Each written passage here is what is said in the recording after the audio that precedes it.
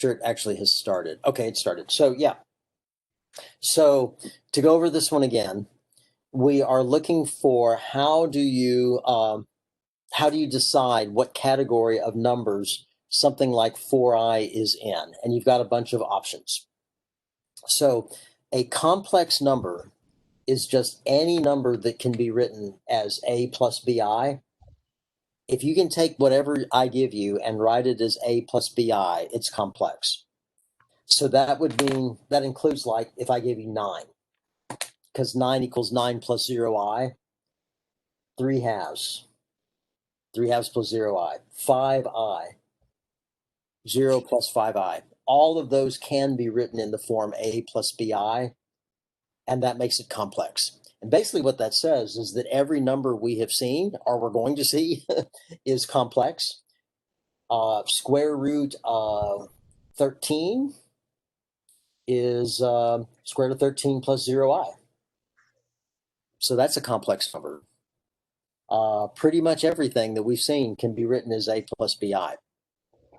Now, a real number won't have the imaginary part. In fact, sometimes we say this. When you look at a complex number, you talk about its real part and its imaginary part. A real number won't have an imaginary part, except in the sense of like 0i. So this is not a real number because it's not just a real number. A real number would not have the I in it. So it's not real. Purely imaginary means that there's no real part. So that the A is 0. And so this would classify as purely imaginary because there's no real part except for 0. And non-real complex, it is complex, but it's not real.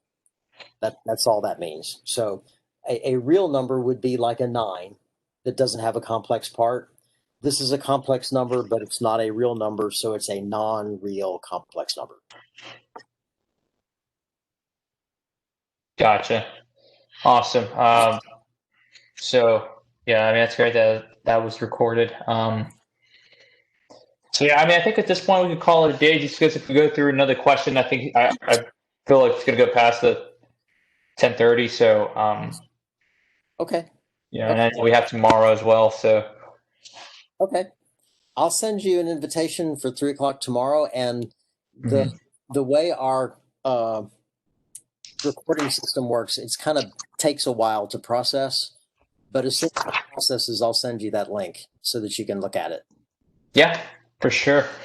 Sounds great. Once again, Professor, thank you so much for your time. It really means a whole lot. I mean, this actually gave me a lot more confidence in the test. So Oh, good.